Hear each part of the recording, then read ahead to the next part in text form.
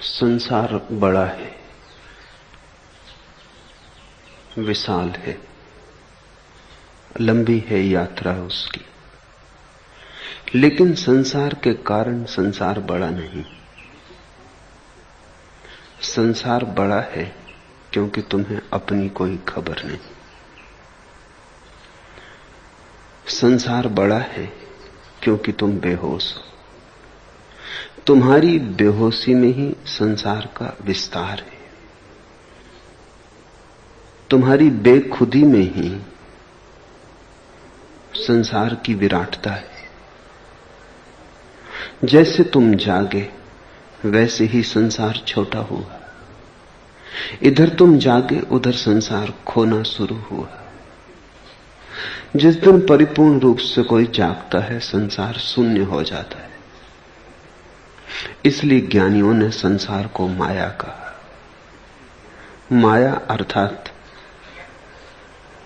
लगता है कि है और फिर भी नहीं।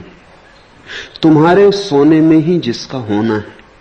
माया अर्थात तुम्हारे सोने में ही जिसका होना है, तुम्हारे जागने में जिसकी मृत्यु है। माया अर्थात स्वप्न। रात सोए तो स्वप्न का विस्तार है। रात सोए तो स्वप्न में सच्चाई है। रात सोए तो स्वप्न में यथार्थ है। आंख खुली, सब सच्चाई गई, सब यथार्थ मिटा। स्वप्न की राख भी नहीं बचती। सुबह भोर जब आंख खुलती है तो स्वप्नों का सारा लोक शून्य हो जाता है। ऐसा ही संसार है। जब तक तुम सोए हो, अंतर की ज्योति नहीं जगी, तभी तक है। तुम्हारे न होने में है। तुम हुए कि मिटा। तो संसार को गालियां मत देना, संसार की निंदा भी मत करना, उससे कुछ भी ना होगा। संसार को छोड़ के भी मत भाग जाना, उससे भी कुछ ना होगा। कुछ करना हो तो जागना। कुछ वस्तुतः ही करना चाहते हो तो होश को लाना, बेहोशी तोड़ना। इधर होश आया, उधर संसार गया। छोड़ना भी नहीं पड़ता, छूट जाता है। छूट जाता है कहना भी शायद ठीक नहीं। पाया ही नहीं जाता। जागकर जो नहीं पाया जाता वही संसार है, और जागकर जो पाया जाता है वही सत्य है। शराब पी ली तुमने, पैर डगमगाने लगे, लेकिन लगता ऐसे है जैसे सारा संसार डगमगा रहा। शराब पी ली तुमने, जो नहीं है दिखाई पड़ने लगता है, जो है अदृश्य हो जाता है। शराब पी ली तुमने, एक पर्दा आंख पर पड़ गया, एक तंद्रा छा गई भीतर के आकाश में, बदलियां घिर गई बेहोशी की, छिप गया सूरज होश का, भीतर अंधकार हुआ, बाहर सब रूपांतरित हो जाता है। अकबर एक राह से गुजरता था। एक शराबी ने बड़ी गालियां दी मकान पर चढ़ के। नाराज हुआ अकबर, पकड़वा बुलाया शराबी को, रात भर कैद में रखा, सुबह दरबार में बुलाया। वो शराबी झुक झुक के चरण छूने लगा। उसने कहा, क्षमा करें, वो गालियां मैंने ना दी थी। अकबर ने कहा, मैं खुद मौजूद था, मैं खुद राह से गुजरता था, गालियां मैंने खुद सुनी है, किसी और गवाही की जरूरत नहीं। उस शराबी ने कहा, उससे मैं इंकार नहीं करता कि आपने सुनी, आपने जरूर सुनी होंगी, लेकिन मैंने नहीं दी। मैं शराब पिए था, मैं होश में न था। अब बेहोशी के लिए मुझे तो कसूरवान न ठहराओगे। शराब से निकली होंगी, मुझसे नहीं निकली। जब से होश आया है तब से पछता रहा हूं। तुमने जो कुछ किया है बेहोशी में किया है। जब होश आएगा पछताओगे। तुमने जो बसाया है बेहोशी में बसाया है। जब होश आएगा तब तुम पाओगे रेत पर बनाए महल। इंद्रधनुषों के साथ जीने की आशा रखी, कामनाओं के सेतु फैलाए कि शायद उनसे सत्य तक पहुंचने का कोई उपाय हो जाए। तुम्हारी तंद्रा में ही तुम्हारे सारे संसार का विस्तार है। बुद्ध का पहला सूत्र है, जागने वाले की रात लंबी होती। थके हुए के लिए यात्रा लंबी होती, योजन लंबा होता, कोस लंबा होता। वैसे ही सद्धर्म को न जानने वाले मूढ़ों के लिए संसार बड़ा होता है। अल्बर्ट आइंस्टीन ने इस सदी में विज्ञान को एक सिद्धांत दिया, सापेक्षवाद का। बुद्ध पुरुषों ने उस सिद्धांत को अंतरात्मा के जगत में सदियों पहले दिया था। आइंस्टीन से कोई पूछता था कि तुम्हारा ये सापेक्षता का सिद्धांत आखिर है क्या, इतनी चर्चा है, नोबेल पुरस्कार मिला है, जगह जगह शब्द सुना जाता है, लेकिन इसका अर्थ क्या है? तो आइंस्टीन कहता था, मुश्किल है तुम्हें समझाना। कहते हैं कि मुश्किल से 12 लोग थे जमीन पर जो उस सिद्धांत को ठीक से समझते थे। सिद्धांत थोड़ा जटिल है, और जटिल ही होता तो भी इतनी कठिनाई न थी।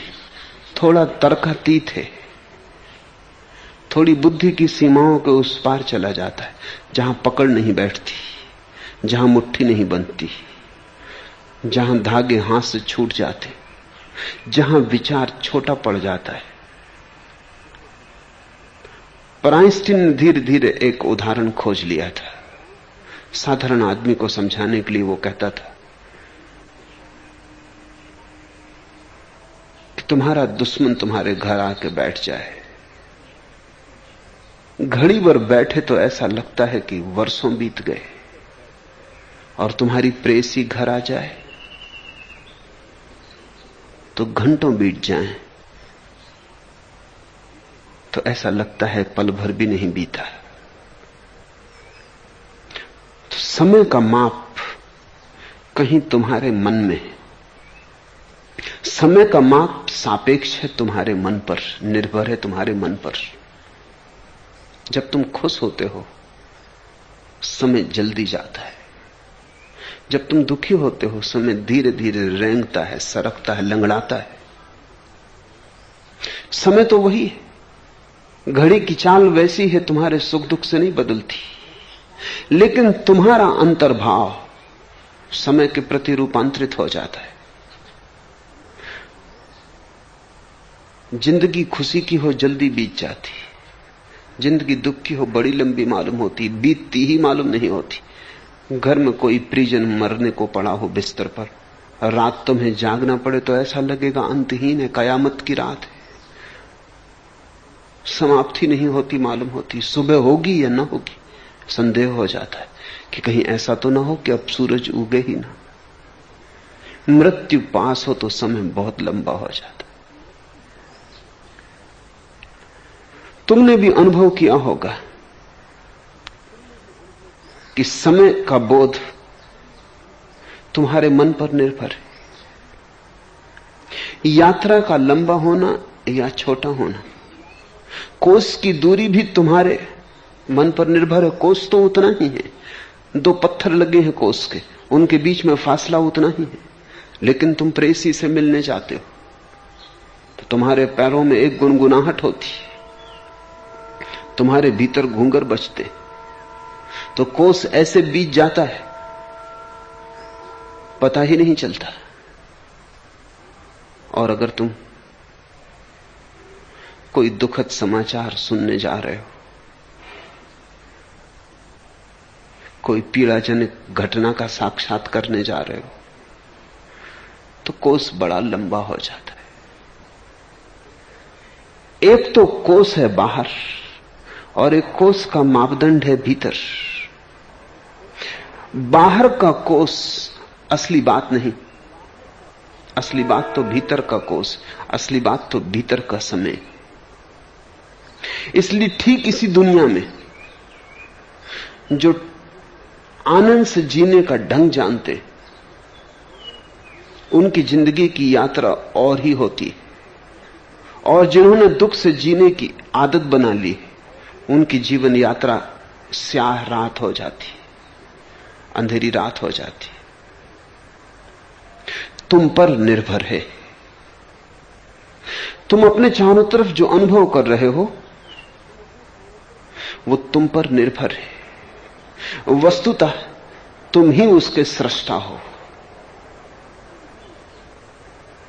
तुमने जो जिंदगी पाई है वैसी जिंदगी पाने का तुमने उपाय किया है, जानकर या अनजान में। तुमने जो मांगा था वही मिला है, तुमने जो चाहा था वही हुआ है। अगर अंधेरी रात ने तुम्हें घेरा है तो तुम्हारे जीने का ढंग ऐसा है जिसमें अंधेरा बड़ा हो जाता है। अगर तुम्हें प्रकाश ने, रोशनी ने घेरा है, अगर तुम्हारी जिंदगी में नृत्य है और गीत है, तो तुम्हारे जीने के ढंग पर निर्भर है। इसी जमीन पर बुद्ध पुरुष चलते, कोस मिट जाते, समय शून्य हो जाता है। इसी जमीन पर बुद्ध पुरुष चलते हैं, संसार कहीं राह में आता ही नहीं। इसी जमीन पर तुम चलते हो, तो मंदिर में भी पहुंच जाओ तो दुकान में ही पहुंचते हो।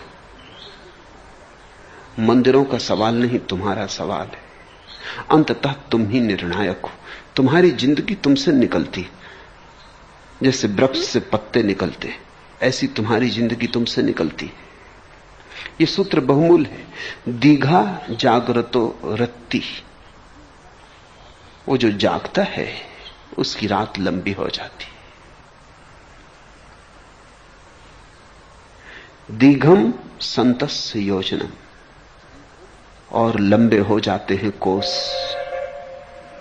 थके मांदे व्यक्ति के, थके हारे व्यक्ति के। मैंने सुना है अमेरिका का एक बहुत बड़ा विचारक अपनी वृद्धावस्था में दोबारा पेरिस देखने आया अपनी पत्नी के साथ। 30 साल पहले भी वे आए थे अपनी सुहागरात मनाने। फिर 30 साल बाद जब अवकाश प्राप्त हो गया, वो नौकरी से छुटकारा हुआ, तो फिर मन में लगी रह गई थी। फिर पेरिस देखने आया। पेरिस देखा, लेकिन कुछ बात जची नहीं। वो जो 30 साल पहले पेरिस देखा था, वो जो आभा पेरिस को घेरी थी 30 साल पहले, वो कहीं खो गई मालूम पड़ती थी, धूल जम गई थी। वो स्वच्छता ना थी, वो सौंदर्य ना था, वो पुलक ना थी। पेरिस बड़ा उदास लगा, पेरिस थोड़ा रोता हुआ लगा, आंखें आंसुओं से भरी थी पेरिस की। वो थोड़ा हैरान हुआ, उसने अपनी पत्नी से कहा, क्या हुआ पेरिस को? ये वो बात न रही जो हमने 30 साल पहले देखी थी। वो रंगीनियां कहां, वो सौंदर्य कहां, वो चहल पहल नहीं। लोग थके हारे दिखाई पड़ते। सब कुछ एक अर्थ में वैसा ही है, लेकिन धूल जम गई मालूम पड़ती। पत्नी ने कहा, क्षमा करें, हम बूढ़े हो गए हैं, पेरिस तो वही। तब हम जवान थे, हम में पुलक थी, हम नाचते हुए आए थे, सुहागरात मनाने आए थे, तो सारे पेरिस में हमारी सुहागरात फैल गई थी। अब हम थके मांदे, जिंदगी से उबे हुए, मरने के लिए तैयार, तो हमारी मौत पेरिस पे फैल गई। पेरिस तो वही है। उन जोड़ों को देखें जो सुहागरात मनाने आए, उनके पैरों में अपनी स्मृतियों के की पगध्वनियां सुनाई पड़ सकेंगी। उनकी आंखों से झांकें जो सुहागरात मनाने आए, उन्हें पेरिस अभी रंगारंग है। अभी पेरिस किसी अनूठी रोशनी और आभा से भरा है। अपनी आंखों से मत देखें, 30 साल पहले लौटे, 30 साल पहले की स्मृति को फिर से जगाएं। ठीक कहा उस पत्नी ने, पेरिस तो सदा वही है, आदमी बदल जाते, संसार तो वही है, तुम्हारी बदलाहट और संसार बदल जाता है। संसार तुम पर निर्भर है, संसार तुम्हारा दृष्टिकोण है। बुद्ध ये सूत्र क्यों कहते हैं? क्या प्रयोजन? प्रयोजन है यह बताने का कि तुम ये मत सोचना कि संसार ने तुम्हें बांधा, तुम ये मत सोचना कि संसार ने तुम्हें दुखी किया, तुम ये मत सोचना कि संसार बहुत बड़ा है, कैसे पार पा सकूंगा। लोग कहते हैं भवसागर है, कैसे पार पाएंगे। बुद्ध कहते हैं ये मत सोचना, संसार अगर बड़ा है तो तुम्हारे ही कारण, संसार छोटा हो जाता तुम्हारे ही कारण, भवसागर बन जाता है अगर तुम सोए हो।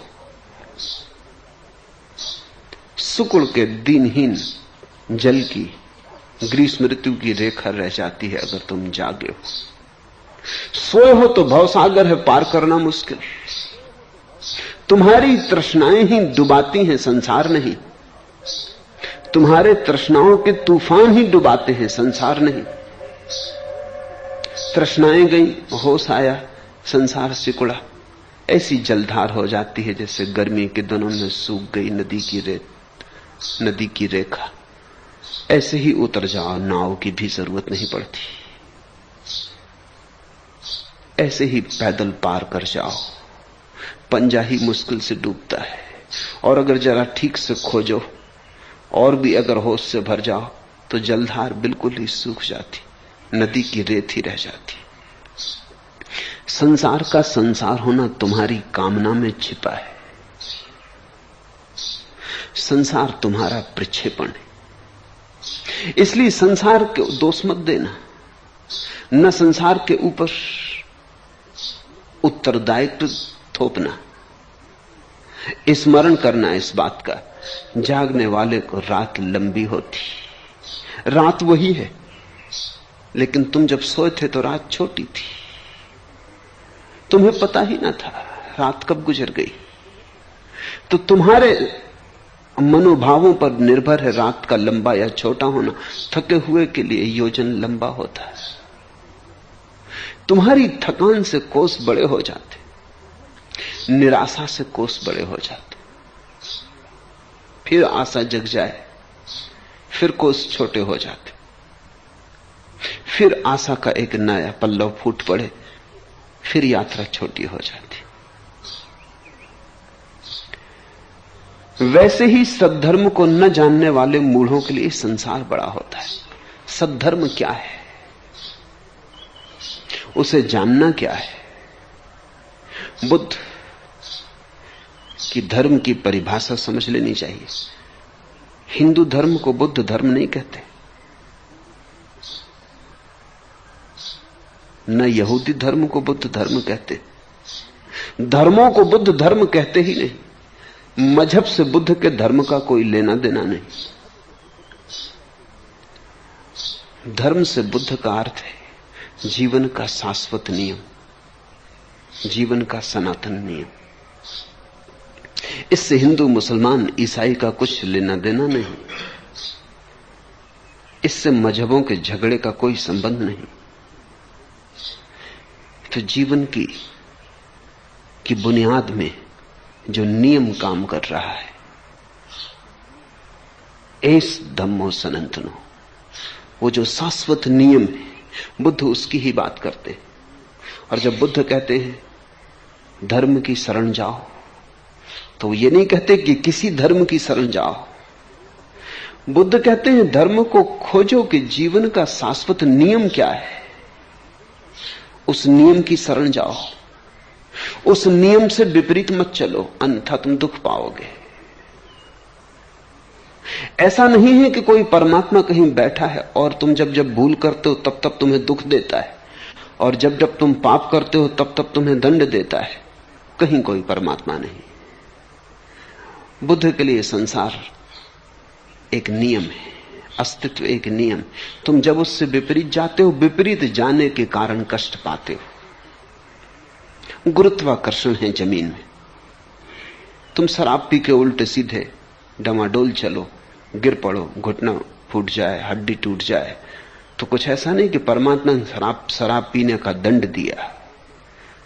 बुद्ध के लिए ये बातें बचकानी है। बुद्ध कहते हैं परमात्मा कहां बैठा किसी को शराब पीने के लिए दंड देने को। शराबी खुद ही डगमगाया, शराब ने ही दंड दिया, शराब ही दंड बन गई। गुरुत्वाकर्षण का नियम कि तुम अगर डमाडोल हुए, उल्टे सीधे गिरे, हड्डी पसली टूट जाएगी, संभल के चलो। गुरुत्वाकर्षण का नियम काम कर रहा है, उससे विपरीत मत चलो, उसके साथ हो लो, उसके हाथ में हाथ डाल लो, फिर तुम्हारी हड्डियां ना टूटेंगी, फिर तुम गिरोगे ना। गुरुत्वाकर्षण का नियम ही तुम्हें संभाल लेगा। ऐसा समझो कि जो नियम के साथ चलते हैं उनको नियम संभाल लेता है, और जो नियम के विपरीत जाते हैं वो अपने ही हाथ से गिर पड़ते।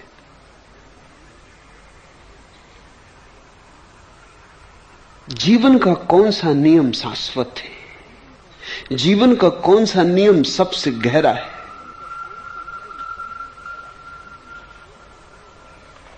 तुम्हारे भीतर जो चैतन्य है, सभी कुछ उस चैतन्य के प्रति सापेक्ष है, सभी कुछ उसी चैतन्य से निर्भर होता है, सभी कुछ तुम्हारी दृष्टि का खेल है। यह नियम सबसे ज्यादा गहरा है। राह से तुम चलते हो, कंकड़ पड़ा दिखाई पड़ जाता है, सूरज की सुबह की रोशनी में ऐसे चमकता है जैसे हीरा हो, दौड़ के तुम उठा लेते हो। कंकड़ ने नहीं दौड़ाया, हीरा भी नहीं दौड़ा सकता। तुम्हारी वासना फैली, तुम्हारी वासना ने धोखा खाया, तुम्हारी वासना रंगीन पत्थर पर टिक गई, तुम्हारे भीतर सुगबुगाहट उठी, तुम्हारे भीतर वासना में पल्लव आए, सपने जगे कि हीरा लाखों करोड़ों का क्षण भर में हिसाब हो गए। दौड़ पड़े, पता भी ना चला कब दौड़े। हीरे ने नहीं दौड़ाया, हीरा तो वहां है ही नहीं, दौड़ाएगा क्या। पास पहुंचे, हाथ में उठाया, सूरज की रोशनी का जाल टूट गया, पाया कंकड़, वापस फेंक दिया, शिथिल अपने रास्ते पे चल पड़े। उदास हो गए, विषाद हुआ, हार हुई, अपेक्षा टूटी। कंकड़ ने दुख दिया, कंकड़ बेचारा क्या दुख देगा। कंकड़ को तो पता ही न चला कि तुम क्यों दौड़े, तुम क्यों पास आए, तुम क्यों प्रफुल्लित दिखाई पड़े, तुम क्यों अचानक उदास हुए। कंकड़ को कुछ पता ही न चला, सब खेल तुम्हारा था।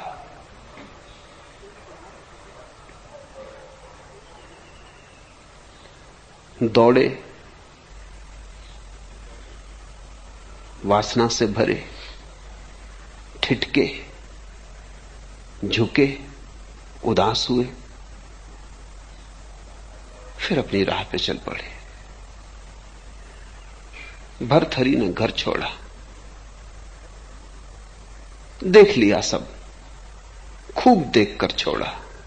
बहुत कम लोग इतने पक कर छोड़े संसार को जैसा भर्तहरि ने छोड़ा। अनूठा आदमी रहा होगा भर्तहरि, खूब भोगा, ठीक उपनिषद के सूत्र को पूरा किया, तेन तक तेन भुंजी था, खूब भोगा, एक एक बूंद निचोड़ ली संसार की। लेकिन तब पाया कि कुछ भी नहीं है, अपने ही सपने हैं, शून्य में भटकना है। भोगने के दिनों में श्रृंगार पर अनूठा शास्त्र लिखा, श्रृंगार शतक, कोई मुकाबला नहीं। बहुत लोगों ने श्रृंगार की बातें लिखी, पर भर्तहरि जैसा स्वाद किसी ने श्रृंगार का कभी लिया ही नहीं। भोग के अनुभव से श्रृंगार के शास्त्र का जन्म हुआ। ये कोई कोरे विचारक की बकवास न थी, एक अनुभोक्ता की अनुभव सिद्ध वाणी थी। श्रृंगार शतक बहुमूल्य है, संसार का सब सार उसमें, लेकिन फिर आखिर में पाया वो भी व्यर्थ हुआ, छोड़कर जंगल चले गए। फिर वैराग्य शतक लिखा, फिर वैराग्य का शास्त्र लिखा, उसका भी कोई मुकाबला नहीं। भोग को जाना तो भोग की पूरी बात की, फिर वैराग्य को जाना तो वैराग्य की पूरी बात की। जंगल में एक दिन बैठे, अचानक आवाज आई, दो घुड़सवार भागते हुए चले आ रहे हैं दोनों दिशाओं से। चट्टान पर बैठे, छोटी सी पगडंडी, घोड़ों की आवाज से आंख खुल गई। आंख बंद किए बैठे थे, आंख खुली तो सूरज की रोशनी में सामने ही पड़ा एक बहुमूल्य हीरा देखा। बहुत हीरे देखे थे, बहुत हीरों के मालिक रहे थे, पर ऐसा हीरा खुद भी नहीं देखा था। एक क्षण में छलांग लग गई, एक क्षण में मन ने वासना जगा ली, एक क्षण में मन भूल गया वैराग्य, एक क्षण में मन भूल गया वो सारे अनुभव विषाद के, वो सारा अनुभव भोग का, वो तिक्तता, वो कड़वाहट, वो तलखी जो मन में छूट गई थी भोग से, सब भूल गया। एक क्षण में वासना उठ गई, एक क्षण को ऐसा लगा कि उठे उठे, और उसी क्षण ख्याल भी आ गया, अरे पागल, सब छोड़कर आया, व्यर्थता जानकर आया, फिर भी कुछ शेष बचा मालूम पड़ता है, अभी भी उठाने का मन। बैठ गए, किसी को भी पता न चला, कानो कान खबर न हुई। ये तो भीतर की बात थी, कोई बाहर से देखता भी होता तो पता न चलता, क्योंकि ये तो भीतर ही वासना उठी, भीतर ही बैठ गई, संसार उठा और गया। एक क्रांति घट गई, एक इनकलाब हो गया, और तभी वो दोनों घुड़सवार आके खड़े हो गए। दोनों ने अपनी तलवारें हीरे के पास रोक दी, और दोनों ने कहा, पहले मेरी नजर पड़ी। कोई निर्णय तो हो ना सकता था, तलवारें खिंच गई। क्षण भर में दो लाशें पड़ी थीं, तड़फती, लहूलुहान। हीरा अपनी जगह पड़ा था, सूरज की किरणें अब भी चमकती थी। हीरे को तो पता भी ना चला होगा कि क्या क्या हो गया, सब कुछ हो गया वहां। एक आदमी का संसार उठा और वैराग्य हो गया, एक आदमी का संसार उठा, मौत हो गई। दो आदमी अभी अभी जीवित थे, अभी अभी श्वास चलती थी, खो गई, प्राण गंवा दिए पत्थर पर, और एक आदमी वहीं बैठा, जीवन के सारे अनुभवों से गुजर गया, भोग के और वैराग्य के, और सबके पार हो गया, साक्षी भाव जग गया। भरथरी ने आंख बंद कर ली, वो फिर ध्यान में डूब गए।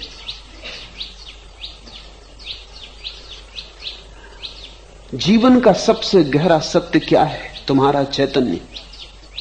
सारा खेल वहां है, सारे खेल की जड़ें वहां है, सारे संसार के सूत्र वहां हैं। तो जब बुद्ध कहते हैं जिसने सद्धर्म को ना जाना,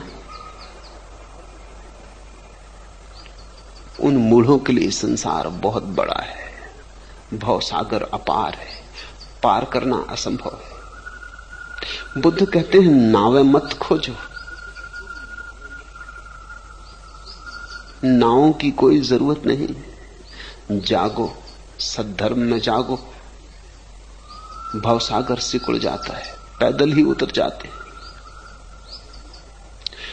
तुम्हें अपना पता हो जाए तो तुम इतने बड़े हो कि संसार बिल्कुल छोटा हो जाता। तुम्हारी तुलना में ही संसार का बड़ा होना या छोटा होना तुम्हारी अपेक्षा में। तुम बड़े छोटे हो गए हो। तुम्हारे छोटे होने के कारण संसार बड़ा दिखाई पड़ता। जागो तो तुम पाओ कि तुम विराट हो। तुम पाओ कि तुम विशाल हो, तुम पाओ कि तुम अनंत और असीम हो, संसार छोटा हो जाता है। जिसने अपने भीतर को जाना, बाहर का सब सिकुड़ जाता है, और जिसने बाहर बाहर ही भटका, भीतर सिकुड़ता जाता है।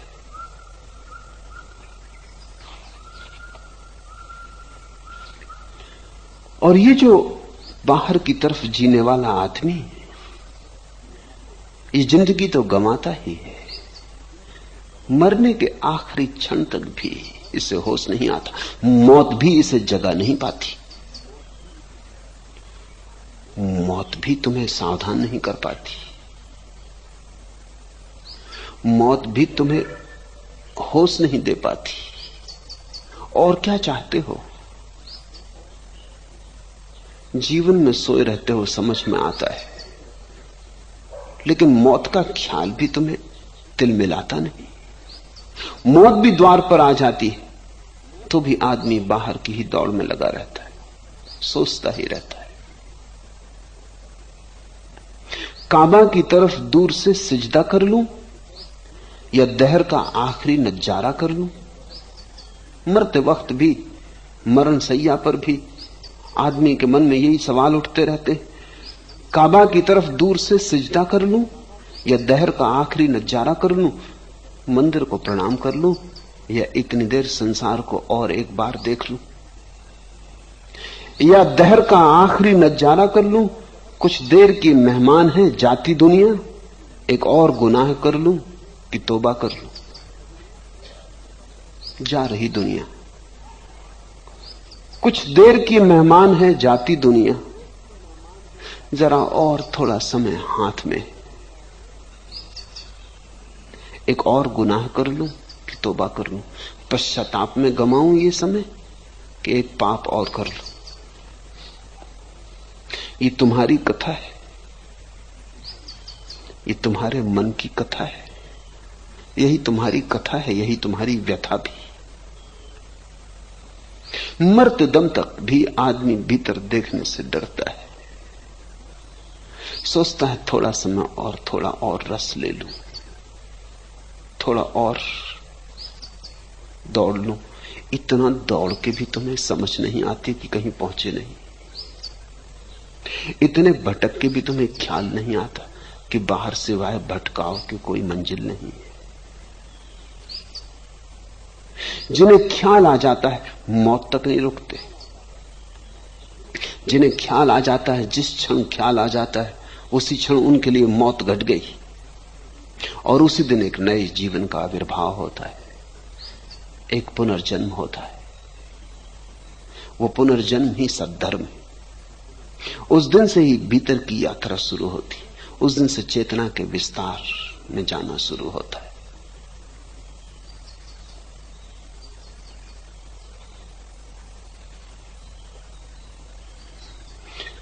विचरण करते हुए अपने से श्रेष्ठ या अपने समान कोई साथी न मिले तो दृढ़ता के साथ अकेला ही विचरण करे, मूढ़ का साथ अच्छा नहीं।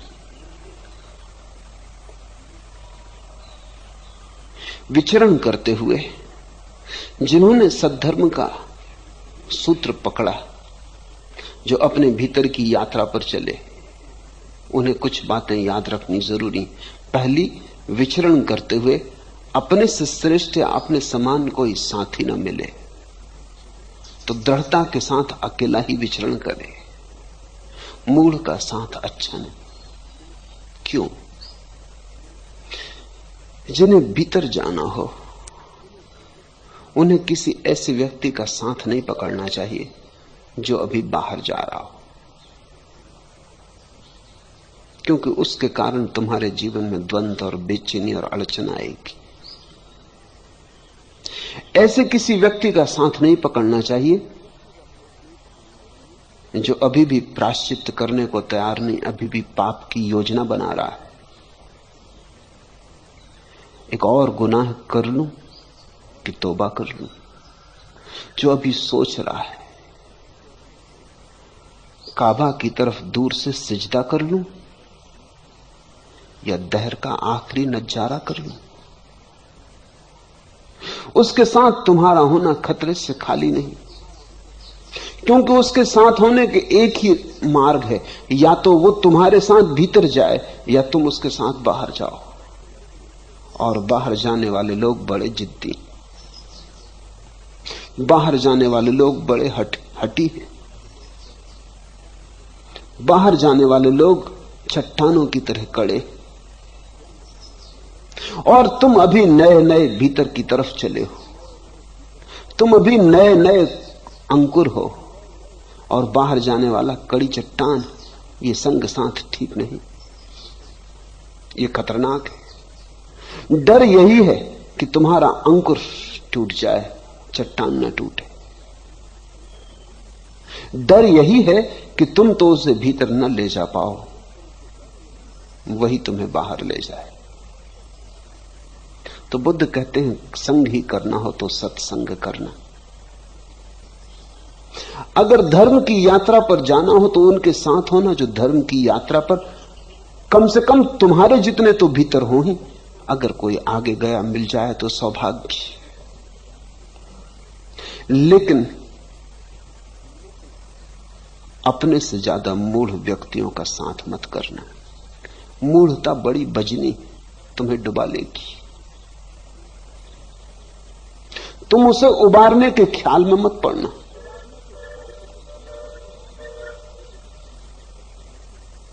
तुम उसे उबार सकोगे तभी जब तुम अपने केंद्र पर पहुंच गए, जब तुम्हारी यात्रा सफल हुई,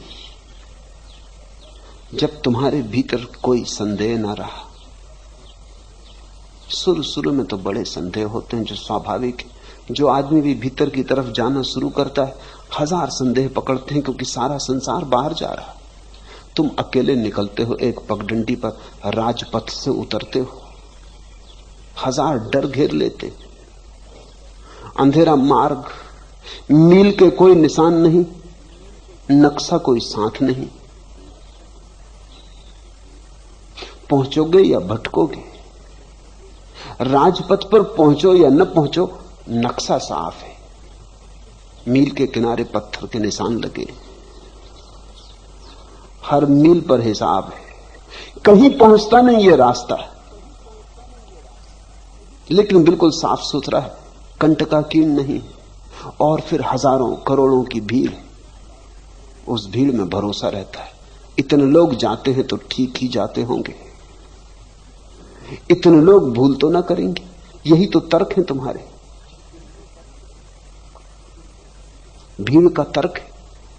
वो तर्क यह है कि इतने लोग भूल तो ना करेंगे, इतने लोग नासमझ तो ना होंगे, एक तुम ही समझदार हो। करोड़ों करोड़ों जन जो राजपथ पर चल रहे हैं और सदा से चल रहे हैं, जिनकी भीड़ कभी चुकती नहीं, एक गिरता है तो दूसरा आ जाता है और सम्मिलित हो जाता है। भीड़ बढ़ती ही चली जाती है। जरूर कहीं जाते होंगे, अन्यथा इतने लोगों को कौन धोखे में रखेगा। अकेला आदमी जब चलना शुरू करता है तो पैर डगमगाते, संदेह शंकाओं का तूफान उठाता है, आंधियां घेर लेती हैं अकेले आदमी को। वो जो भीड़ का संग साथ था, वो जो भीड़ का आसरा था, सुरक्षा थी, सांत्वना थी, राहत थी, साया था, सब छूट जाता है। अकेले तुम्हारे भीतर जो जो दबा रखा था तुमने, सब प्रकट होने लगता है। पत्ते हिलते हैं तो भय लगता है, हवा चलती तो भय लगता है। भीड़ में भरोसा था, इतने लोग साथ थे, भय कैसा। तुमने देखा, रास्ता निर्जन हो तो डर लगता है, भीड़ भाड़ हो तो डर नहीं लगता। हालांकि लुटेरे सब भीड़ भाड़ में, निर्जन में लुटेरा भी नहीं। रोशनी हो तो डर नहीं लगता, अंधेरे में डर लगता है। क्यों? अंधेरे में तुम एकदम अकेले हो जाते, कोई दूसरा हो भी तो दिखाई नहीं पड़ता, तुम बिल्कुल अकेले हो जाते। मैं एक घर में मेहमान था, उस घर में एक छोटा बच्चा था। वो बड़ा भयभीत था भूत प्रेतों से।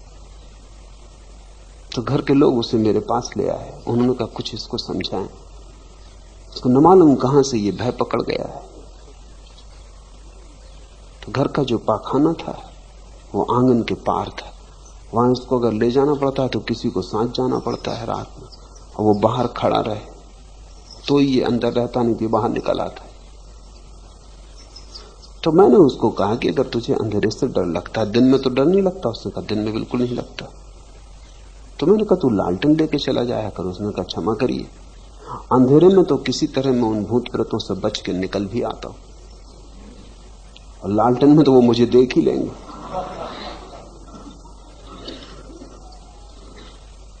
मुझे उसकी बात जची।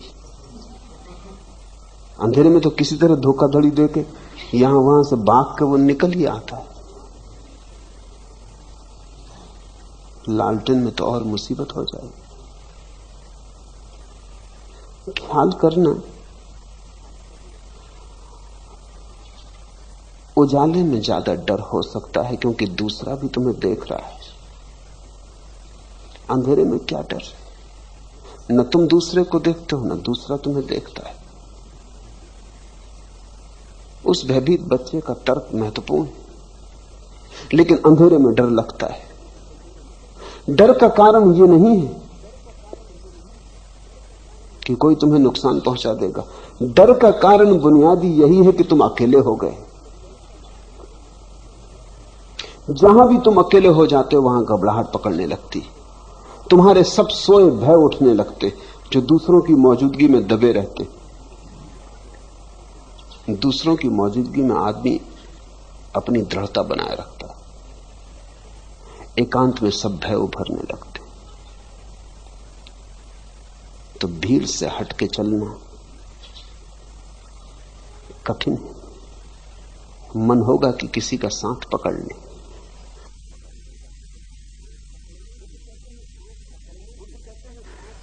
बुद्ध कहते हैं साथ पकड़ना ही हो तो या तो अपने से श्रेष्ठ का पकड़ना जो तुमसे आगे गया हो, जो तुमसे ज्यादा भीतर गया हो, कि उसके साथ उसकी लहर पर सवार होकर तुम भी भीतर की यात्रा पर पहुंचने में सुगमता पाओ। अगर ये न हो,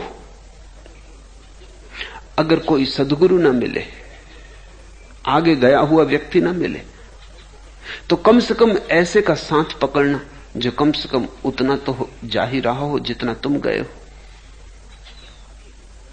अगर आगे ले जाने में साथी न बने तो कम से कम पीछे ले जाने का कारण न बने।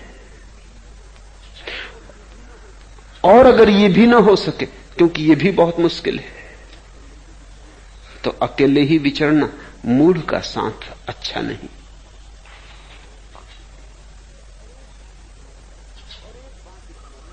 और एक बात स्मरण रखना, अकेले ही तुम आए हो, अकेले ही तुम जाओगे। सब संग साथ मन को समझाने की बातें। इसलिए अकेले होने की कला तो सीखनी ही पड़ेगी। और यह भी ख्याल रखने की बात है कि जितना आदमी अपने भीतर गया होगा उसके साथ तुम उतना ही साथ भी पाओगे और अपने को अकेला भी पाओगे। भीड़ पैदा होती है बहिर्मुखी व्यक्तियों से, अंतर्मुखी व्यक्तियों से भीड़ पैदा नहीं होती। यह बड़ा चमत्कार है। अगर एक कमरे में 10 अंतर्मुखी व्यक्ति बैठे हों तो 10 व्यक्ति नहीं बैठे, एक एक व्यक्ति बैठा है। अंतर्मुखी व्यक्ति अपने भीतर है, बाहर कोई सेतु नहीं बनाते। अगर 10 बहिर्मुखी व्यक्ति बैठे हो तो 10 नहीं बैठे, भीड़ 10,000 की है, क्योंकि प्रत्येक व्यक्ति बाकी 10 से जुड़ रहा है और 1000 तरह के संबंध पैदा हो रहे हैं। अंतर्मुखी व्यक्ति अगर साथ भी होते हैं तो एक दूसरे को अकेला छोड़ते हैं। जिसके साथ होके भी तुम अकेले रह सको वही साथ करने योग्य है। जिसके साथ होके भी तुम्हारा अकेलापन दूषित ना हो, जिसके साथ होके भी तुम्हारे अकेलेपन का व्यभिचार ना हो, तुम्हारा कुंवारापन कायम रहे, तुम्हारी तन्हाई, तुम्हारा एकांत शुद्ध रहे, जो अकारण तुम्हारी तन्हाई में प्रवेश न करे, जो तुम्हारी सीमाओं का आदर करे, जो तुम्हारे एकांत को व्यर्थ ही नष्ट भ्रष्ट न करे, जो आक्रामक ना हो। तुम जब बुलाओ तो पास आए, उतना ही पास आए जितना तुम बुलाओ। तुम जब अपने भीतर जाओ तो तुम्हें अकेला छोड़ दे। बुद्ध ने भिक्षुओं का बड़ा संघ खड़ा किया। बुद्ध के भिक्षुओं के संघ की परिभाषा यही है, ऐसे लोगों का संग साथ जो संग होते भी संग नहीं होते, जिनका अकेलापन कायम रहता है। क्योंकि अंतर्मुखी व्यक्ति जो अपने भीतर जा रहे हैं वो दूसरे से संबंध नहीं बनाते। 10,000 भिक्षु बुद्ध के साथ चलते थे, बड़ी भीड़ थी, एक पूरा गांव था, लेकिन ऐसा सन्नाटा छाया रहता था जिससे बुद्ध अकेले चलते हैं। 10,000 लोग चलते थे, अकेले अकेले चलते थे। 10,000 लोग साथ साथ नहीं चलते थे, अपने अपने भीतर जा रहे हैं, अपनी अपनी मस्ती में। दूसरे से सेतु नहीं बनाते, दूसरे से संबंध नाम मात्र का है। इतना ही संबंध है कि दोनों ही एक ही अंतर यात्रा पर जा रहे हैं, लेकिन अंतर यात्रा का मार्ग राजपथ जैसा नहीं, पगडंडियों जैसा है। और हर व्यक्ति को अपनी भीतर की पगडंडी अपनी ही खोजनी पड़ती। यह हुजूम गम है, महदूदे हुदूदे जिंदगी, आदमी आया है तन्हा और तन्हा जाएगा। जिंदगी तो दुखों की एक भीड़ है, दुखों का एक समूह है, और जितने तुम समूह में बंधते हो उतने तुम इस दुखों के समूह में ही बंधते हो। और एक बात भूलती चली जाती है कि तुम अकेले आए हो और अकेले जाओगे। काश तुम अकेलेपन को यहां भी पवित्र रख सको तो तुम संन्यास्त हो।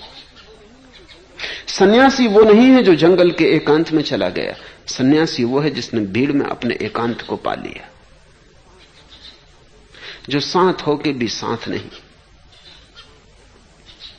जो साथ होके भी दूर दूर है, जो पास होके भी दूर दूर है। वो अपने में है, तुम अपने में हो। तो ऐसे मित्र खोजना जो तुम्हें बाहर न खींचे। इसलिए बुद्ध कहते हैं मूढ़ का साथ अच्छा नहीं। मूढ़ का मतलब ही है बाहर जाता हुआ आदमी, अमूढ़ का अर्थ है भीतर जाता हुआ आदमी। मूढ़ का अर्थ है वस्तुओं के प्रति जाता हुआ आदमी, अमूढ़ का अर्थ है चैतन्य के प्रति जाता हुआ आदमी। मूढ़ता का अर्थ है मूर्छा, अमूढ़ता का अर्थ है अमूर्छा, जागरण, अवेयरनेस।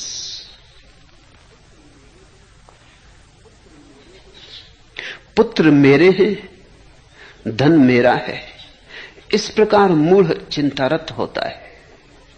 परंतु मनुष्य जब अपना आप नहीं है तब पुत्र और धन अपने कैसे होंगे? अत्ता ही अत्नो नत्थि, अपने भी हम अपने नहीं। कुतो पुत्तो कुतो धनम, तो धन और पुत्र तो हमारे कैसे होंगे? हम ही अपने नहीं, हम ही अपने से पराए। इसे थोड़ा समझे। मूढ़ का अर्थ है जो कहता है पुत्र मेरे हैं, धन मेरा है, वस्तुओं की तरफ, संबंधों की तरफ तृष्णातुर भागती चेतना का नाम मूढ़ता है। वस्तुएं मेरी हैं, जो अपने होने के बोध को वस्तुओं के संग्रह से बढ़ाता है। इतनी वस्तुएं मेरी हैं, इतना बड़ा राज्य मेरा है, इतना धन मेरे पास है, इतने मेरे पुत्र हैं, इतने मेरे संबंधी हैं, इतने मेरे मित्र हैं, जो इस भांति अपने को फैलाता है। ये फैलाव ही संसार है। जितनी बड़ी ये फैलाव की व्यवस्था हो जाती, उतना ही जो अकड़ के चलता है कि मैं बड़ा हूं। वस्तुओं के सहारे जो बड़ा होने की सोच रहा है, सीढ़ियों पे चढ़ के जो सोचता है हम ऊंचे हो जाएंगे, काश बात इतनी आसान होती। तुमने छोटे बच्चों को देखा होगा, बाप बैठा हो तो कुर्सी के पास स्टूल रख के खड़े हो जाते हैं। वो कहते हैं देखो मैं तुमसे बड़ा हूं। सीढ़ियों पर चढ़ के जो सोचता हो कि हम ऊंचे हो जाएंगे, सीढ़ियों पर चढ़ के शरीर ऊपर पहुंच जाएगा, लेकिन तुम्हारी ऊंचाई तो भीतर की वही रहेगी। तुम जो थे वही के वही रहोगे। क्या फर्क पड़ेगा? आदमी को चांद पर पहुंचा दो, आदमी आदमी ही रहेगा। यही बीमारियां, यही उपद्रव।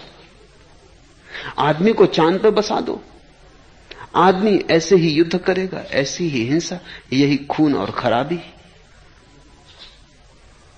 यही उत्पात। कोई फर्क ना पड़ेगा। चांद की ऊंचाई से आदमी में थोड़ी ऊंचाई आती है। आदमी तो एक ही ऊंचाई से ऊंचा होता है, वो चैतन्य की ऊंचाई है, वो चैतन्य का ऊर्ध्वगमन है। सीढ़ियां चढ़ने से नहीं, आत्मा चढ़ने से। बाहर के सोपानों पर यात्रा करने से नहीं, भीतर के सोपानों पर यात्रा करने से। एक तो गौरी शंकर बाहर है, उस पर तुम चढ़ जाना। तेंजिंग चढ़ा और चढ़े लोग, हिलेरी चढ़ा, इससे कोई मनुष्यता की ऊंचाई थोड़ी आ जाती। एक गौरी शंकर भीतर है, उसको ही हम समाधि का शिखर कहते, उसी को हमने कैलाश कहा है। उसी शिखर पर शिव का निवास है, उसी शिखर पर बुद्धों का वास है। कहना चाहिए तुम्हारी प्रबुद्धता में, तुम्हारे रोज रोज जागने में एक घड़ी ऐसी आती कि तुम्हारे भीतर कोई भी सोया हुआ कण नहीं रह जाता, सब जाग गया होता है, सब रोशन। एक भी कोना तुम्हारे अंतर का अंधकार में भरा नहीं रह जाता, दबा नहीं रह जाता। भीतर बस रोशनी ही रोशनी हो जाती। तुम नहाए हुए भीतर की सूरज की रोशनी में, तुम अपने शिखर पर प्रतिष्ठित, तुम कैलाश को उपलब्ध। सहस्त्रार कहा है योगियों ने उसे, तुम्हारी आखिरी ऊंचाई चैतन्य की। कहो परमात्मा, समाधि, संबोधि, निर्वाण, मोक्ष, अंतर नहीं पड़ता शब्दों से, लेकिन भीतर की कुछ सीढ़ियां चढ़नी। मूल वही है जो बाहर की सीढ़ियां चढ़ रहा है और बाहर की सीढ़ियों पर भरोसा कर रहा है और सोचता है सीढ़ियों पर चढ़ के मैं चढ़ जाऊंगा। बाहर धन इकट्ठा करता है और सोचता है इससे मेरी निर्धनता मिट जाएगी। निर्धनता मिटती है जरूर, पर भीतर का धन खोजना पड़ता है। भीतर है निर्धनता तो भीतर के धन से ही मिटेगी। बाहर के धन से भीतर की निर्धनता कैसे मिटेगी? साम्राज्य बड़ा होता जाएगा, तुम तो जैसे थे वैसे ही रहोगे। भय है कि कहीं और न सिकुड़ जाओ, क्योंकि साम्राज्य बढ़ाने में तुम्हें आत्मा गंवानी पड़ेगी। साम्राज्य बड़ा करना हो तो तुम्हें चुकाना पड़ेगा मूल्य, अपनी आत्मा के कतरों से तोड़ तोड़ के, बांट बांट के अपने को मिटाना पड़ेगा। पुत्र मेरे, धन मेरा है, इस प्रकार मूढ़ चिंतारत होता है। मूढ़ की सारी चिंता यही है। अगर मूढ़ की खोपड़ी में उतरो तो धन, पद, पुत्र, इनके अतिरिक्त तुम कुछ भी ना पाओगे। तुम ऐसा कूड़ा करकट पाओगे कि मूढ़ की खोपड़ी जैसे म्युनिसिपल का कचरा घर हो, जिसमें जन्मों से कोई सफाई नहीं हुई है। वो तो अच्छा है कि खोपड़ी में परमात्मा ने खिड़कियां नहीं बनाई, नहीं तो कोई तुम्हारी खोपड़ी में झांक ले तो सब रहस्य खुल जाए। तो ऊपर हम मुस्कुराए चले जाते हैं, ऊपर से हम अपने को सुंदर बना लेते हैं, मुस्कुराहटों में ढांक लेते हैं, फूलों में सजा लेते हैं। इससे क्या फायदा? रंगीन लबादों के तले रूह जलती रहे, घुलती रहे, पज मुर्दा रहे, ओंठ हंसते हों दिखावे के तबस्सुम के लिए, दिल गमे जीत से बोझल रहे, आजुर्दा रहे। इससे क्या फायदा रंगीन लबादों के तले। खूब रंगीन कपड़ों में हम अपने को छिपा लेते, शायद दूसरों को धोखा भी हो जाता हो रंगीन लबादों के कारण, मखमली लिबास के कारण। इस रंग बिरंगे इंद्रधनुषी वस्त्रों के कारण शायद दूसरों को धोखा भी हो जाता हो, लेकिन नहीं, दूसरों को भी ना होता होगा, क्योंकि वे भी तो यही कर रहे हैं। उन्हें भी तो तुम्हारा गणित मालूम, उनका भी तो यही गणित है। इससे क्या फायदा रंगीन लबादों के तले रूह जलती रहे। किसे धोखा दे रहे हो? धन इकट्ठा होता जाता है, भीतर निर्धनता खलती है, सालती है। तुमने अमीर आदमियों में थोड़ा झांक कर देखा, उनकी जलती रूह देखी, तुम वहां भीतर छिपे हुए भिखारी पाओगे, भिखारियों से भी बदतर भिखारी पाओगे। क्योंकि भिखारी की भिक्षा तो उसके पात्र के भर जाने से पूरी हो जाती, फिर फिक्र छोड़ देता, फिर रात पैर फैलाकर सो जाता है वृक्ष के तले। अमीर का भिखमंगापन रात भी जारी रहता है, उसके सपनों में भी छाया रहता है, उसके सपनों में भी वही धन की दौड़ जारी रहती, भिक्षा पात्र हाथ में रहता है। भिखारी के भिक्षा पात्र की तो सीमा है, कल की तो चिंता नहीं, आज रोटी मिल गई बहुत। धनी के भिक्षा पात्र कभी नहीं भरते। इससे क्या फायदा रंगीन लबादों के तले रूह जलती रहे, घुलती रहे, पजमुर्दा रहे, मुरझाई आत्मा को लेकर। अगर तुमने बहुत फूल भी अपने चारों तरफ सजा लिए और आत्मा मुरझाती गई, इससे क्या फायदा? ओंठ हंसते हो दिखावे के तबस्सुम के लिए, और सिर्फ इसलिए हंसते हो कि लोगों को तुम्हारी मुस्कुराहट का ख्याल बना रहे, और भीतर आंसू दबे हो। इससे क्या फायदा? ओंठ हंसते हो दिखावे के तबस्सुम के लिए, दिल गमे जीत से बोझल रहे, और जिंदगी और हृदय सिर्फ दुख में दबा रहे, आजुर्दा रहे, दुखी रहे। भीतर नरक हो और बाहर तुमने झूठे किस्से और कहानियां अपने संबंध में पहला फैला रखे हो। नहीं, इससे कुछ भी फायदा नहीं। पुत्र मेरे, धन मेरा है, इस प्रकार मूर्ख चिंतारत होता है। ऐसे वो लबादों के संबंध में ही सोचता रहता है। रूह जलती रहती, आत्मा सड़ती रहती, भीतर नासूर बनते जाते हैं, भीतर आंसू इकट्ठे होते जाते हैं, और ऊपर से वो झूठी मुस्कुराहटों का अभ्यास करता चला जाता। किसे तुम धोखा देते हो? तुम अपनी ही जिंदगी के साथ बड़ा खेल करते हो। किसी और को यह धोखा नहीं, यह आत्मघात है, यह आत्महत्या है। परंतु मनुष्य जब अपना आप नहीं, तब पुत्र और धन अपने कैसे होंगे?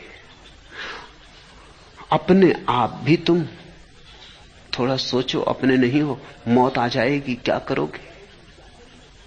मौत ले जाएगी, क्या करोगे? अपने आप भी तो हम अपने मालिक नहीं। लाई हयात आए,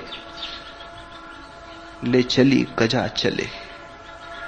जन्म हो गया ठीक, मौत आ गई ठीक। अपने भी तो हम मालिक नहीं। इस स्थिति में तुम और किसके मालिक होने के पागलपन में पड़े हो? पति सोचता है पत्नी का मालिक। पति शब्द का मतलब ही मालिक होता है। अपने तो मालिक नहीं, किसके पति होने के पागलपन में पड़े हो?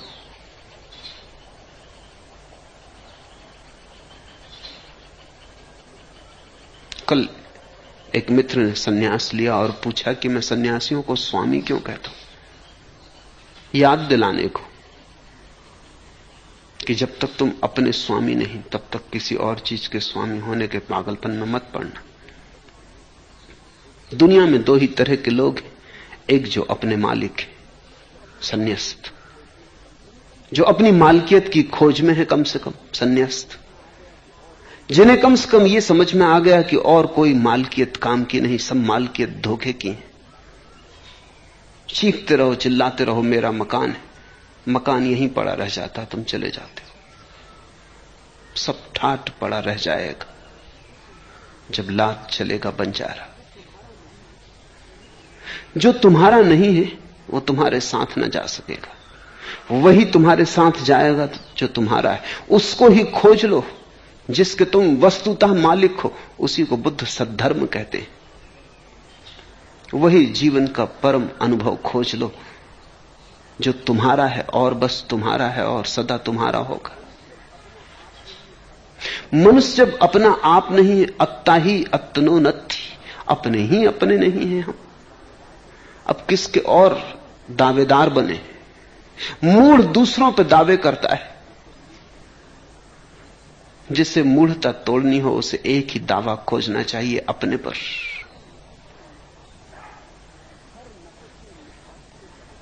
हर नफस है निसात से लबरेज, तर्क जिस दिन से इख्तिहार में है। हर नफस है निसात से लबरेज, हर श्वास सुख चैन से भर गई है। हर नफस है निसात से लबरेज, तर्क जिस दिन से इख्तियार में, जिस दिन से भोग की व्यर्थता देखी, त्याग की सार्थकता समझ में आई, जिस दिन से त्याग की सार्थकता समझ में आई, उसी दिन से श्वास एक सुख चैन से भर गई है। मुझे तो याद नहीं है कोई खुशी ऐसी शरीक जिसमें किसी तरह का मलाल ना था।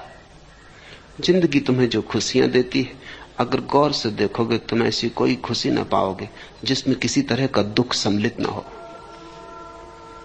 मुझे तो याद नहीं है कोई खुशी ऐसी शरीक जिसमें किसी तरह का मलाल ना था, और ऐसी खुशी भी क्या खुशी जिसमें दुख सम्मिलित हो। ऐसा अमृत क्या अमृत जिसमें जहर सम्मिलित हो। ऐसी जिंदगी भी क्या जिंदगी जिसमें मौत सम्मिलित हो। पर एक ऐसी खुशी है जो बुद्ध पुरुषों ने जानी, जहां श्वास श्वास एक परम आनंद से भर जाती, एक निगूढ़ आनंद से भर जाती। लेकिन वो तभी जब त्याग का अर्थ समझ में आ जाए। भोगी है वो इकट्ठा करने में लगा है, त्यागी वो है जिसे ये समझ में आ गया कि अपने ही होना है, अपनी ही मालकियत खोजनी। दूसरे की मालकियत की खोज भोग है, अपनी मालकियत की खोज त्याग है। पुत्र मेरे हैं, धन मेरा है, इस प्रकार मूढ़ चिंतारत होता है। परंतु मनुष्य जब अपना आप नहीं, तब पुत्र और धन अपने कैसे होंगे। उस आदमी का साथ मत करना जो मूढ़ है, उससे बचना। मूढ़ता छूत की बीमारी है। भाग खड़े होना मूढ़ से। अकेले होना बेहतर। बुद्ध कहते हैं अकेले होना बेहतर, अकेले ही चल लेना। मूढ़ का संग साथ मत खोजना, अन्यथा गर्दन में चट्टान की तरह पड़ जाती है मूढ़ता। अपनी ही मूढ़ता डुबाने को काफी है, और दूसरे की मूढ़ता का संग साथ मत कर लेना। ठीक उल्टी घटना घटती जब तुम किसी ऐसे साथी को खोज लेते हो जो मूढ़ नहीं है। उसका संग साथ नाव जैसा हो जाता है, उसके सहारे तुम दूर तक पार हो सकते हो। जो मूढ़ अपनी मूढ़ता को समझता है वह इस कारण ही पंडित है। पंडित की बड़ी सीधी व्याख्या बुद्ध कर रहे हैं। जो मूढ़ अपनी मूढ़ता को समझता है वह इस कारण ही पंडित है। जिसने जान लिया कि मैं मूढ़ हूं, उसके पांडित्य का प्रारंभ हुआ। जिसने जाना कि मैं अज्ञानी हूं, ज्ञान की पहली किरण फूटी। जिसने समझा कि मैं अंधकार में हूं, प्रकाश की तरफ उसकी अभीप्सा की यात्रा शुरू हुई। जिसने जाना कि मैं बीमार हूं, वो औषधि की तलाश में निकल ही जाएगा। प्यास को पहचान लिया, सरोवर को खोजने से कैसे बचोगे? हां, खतरा तो तब है जब तुम प्यास को प्यास ही नहीं जानते, फिर तो सरोवर का कोई सवाल ही नहीं। सरोवर शायद आंख के सामने भी हो तो भी चूक जाओगे। मूढ़ों की खूबी है कि वो अपने को पंडित समझते।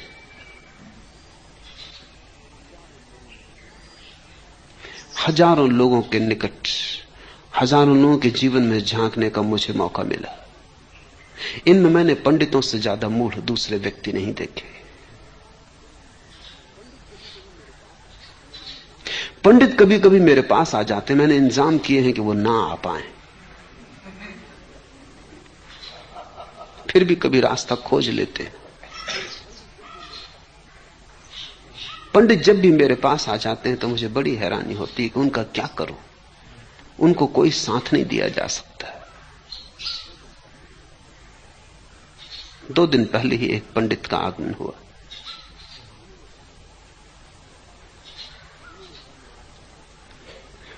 उन्होंने कहा, मैं आपके पास इसलिए आया हूं कि आपका कहने का ढंग मुझे बहुत पसंद है। मैंने उनसे कहा, मैं जो कहता हूं उसकी बात करो, कहने के ढंग का क्या प्रयोजन? असत्य को भी ढंग से कहा जा सकता है। असत्य को कहना हो तो ढंग से ही कहना पड़ता है।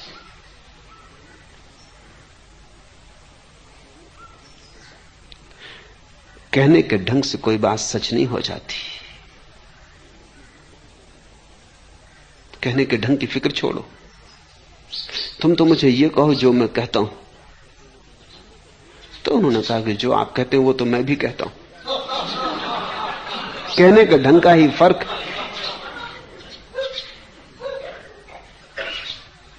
अब इस आदमी की कोई सहायता नहीं की जा सकती। यह आदमी सहायता की जरूरत में, मगर इसको ख्याल है कि ये जानता है। वो कहने लगे, मैं खुद ही समझाता हूं लोगों को आत्मज्ञान।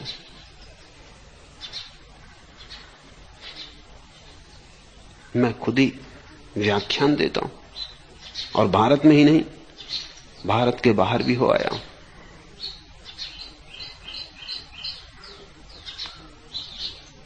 फिर मैंने पूछा कि फिर तुम यहां किस लिए आए हो? कि नहीं, आपके पास आया हूं कि ध्यान सीख लूं। ये पंडित की मुसीबतें तुमसे कह रहा हूं। तो ध्यान का क्या करोगे? आत्मज्ञान जब तुम लोगों को ही समझाते हो तो तुम्हें तो हो ही गया होगा।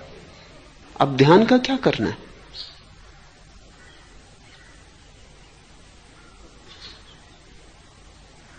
तब उन्हें थोड़ी बेचैनी हुई। ध्यान का क्या करना है? जब आत्मज्ञान तुम्हें हो गया तो बात ही खत्म हो गई। अब औषधि की तलाश किस लिए कर रहे हो? बीमारी से तो छुटकारा हो चुका। तुम तो दूसरों को भी बीमारी से छुटकारे की राह बता रहे हो।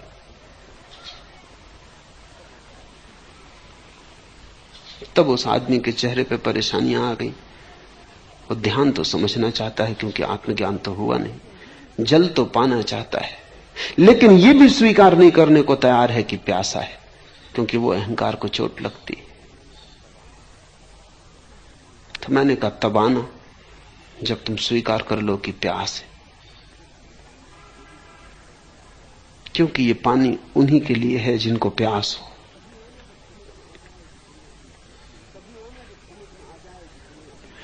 तभी आना जब समझ में आ जाए कि तुम्हें अभी समझ में नहीं आया, अन्यथा मेरे पास आने का प्रयोजन क्या है? पंडित को साथ देना, सहारा देना बड़ा मुश्किल। वो अपनी सुरक्षा किए बैठा है। जो मूढ़ अपनी मूढ़ता को समझता है वह इस कारण ही पंडित है, और जो मूढ़ अपने को पंडित समझता है वही यथार्थ में मूढ़ है।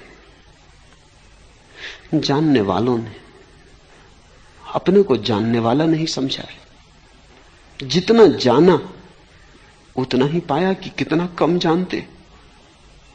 जितनी आंख खुली उतना ही पाया कि सत्य इतना विराट है कि हम जान जान के भी उसे चुका कहां पाएंगे।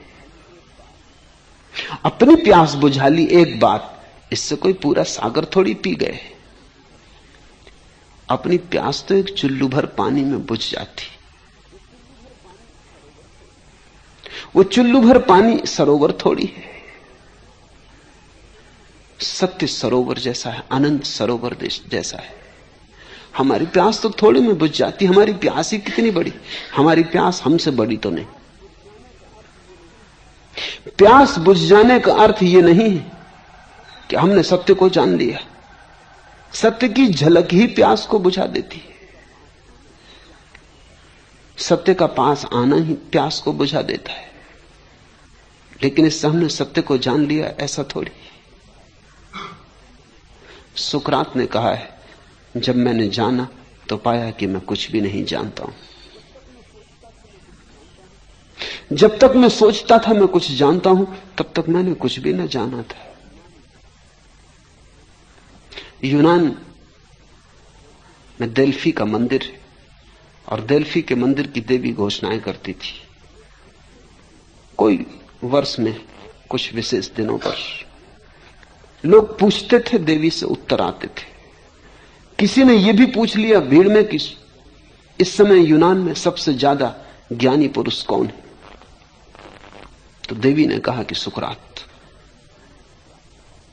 लोग गए और उन्होंने सुकरात से कहा। सुकरात ने कहा, कहीं कुछ भूल हो गई। अगर तुम कुछ वर्षों पहले ऐसा खबर लेके आए होते तो मैंने भी स्वीकृति दी होती, लेकिन अब नहीं दे सकता। अब मैं थोड़ा थोड़ा जानने लगा हूं। मैं तुमसे कहता हूं कि मुझसे बड़ा अज्ञानी कोई भी नहीं। तुम जाओ, देवी को कहो कि सुधार कर ले, घोषणा में कहीं कुछ भूल हो गई। वे गए वापस। उन्होंने देवी को कहा कि कुछ भूल हो गई, क्योंकि सुकरात खुद इंकार करता है। तो हम किसकी माने, तुम्हारी माने या उसकी माने? वो खुद ही कहता है मैं कोई ज्ञानी नहीं, मैं अज्ञानी हूं, मुझसे बड़ा अज्ञानी कोई भी नहीं। देवी ने कहा, इसीलिए तो उसे ज्ञानी कहा।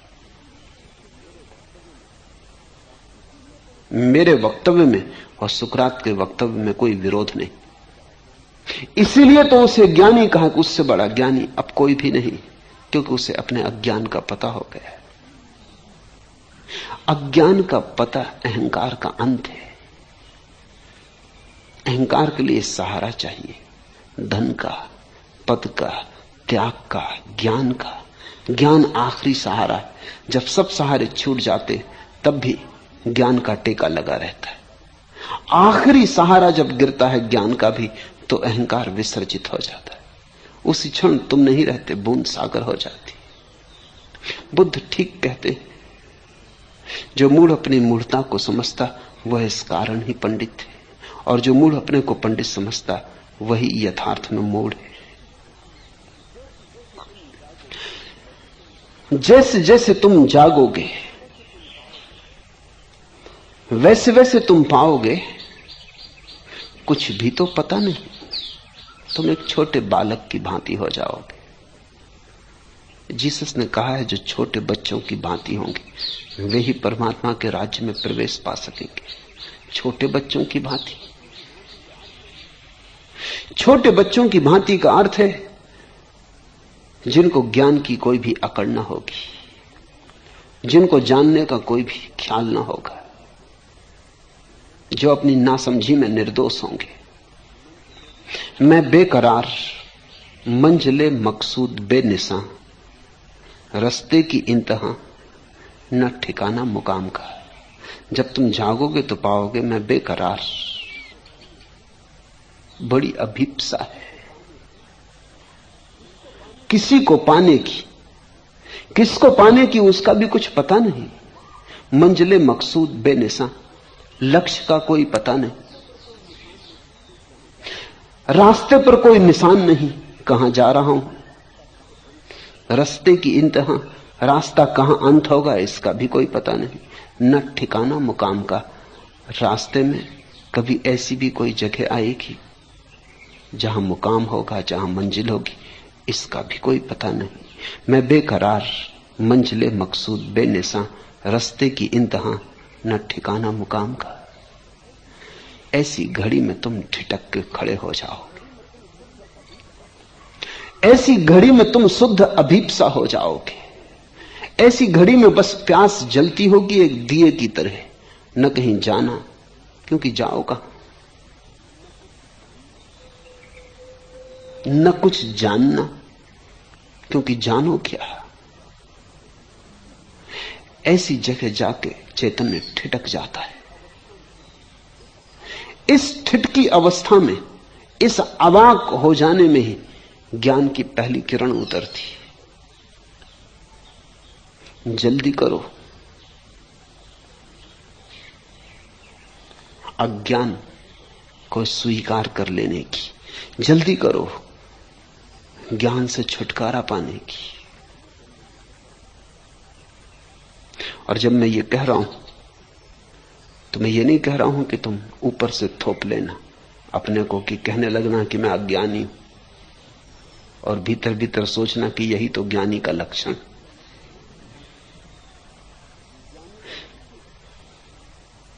ये ज्ञानी का लक्षण, लेकिन ज्ञानी को इसका पता नहीं होता।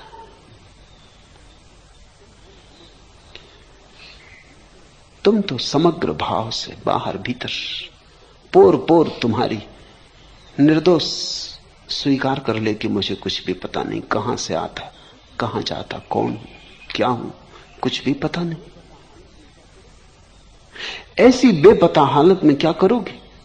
ठिठक के खड़े हो जाओगे। चैतन्य अकंप हो जाएगा। तुम एक छोटे बच्चे की भांति हो जाओगे। पुनः तुम्हारा बचपन आएगा, दूसरा बचपन। इस दूसरे बचपन में ही ऋषियों का जन्म होता है। इस दूसरे बचपन में ही ज्ञान का पहला आविर्भाव होता है, पहला सूत्रपात होता है।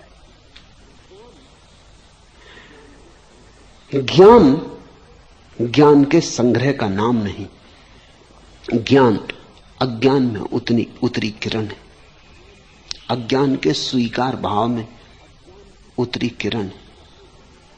अज्ञान की शून्यता में भर गया पूर्ण है। तुम अपने घड़े को खाली करो।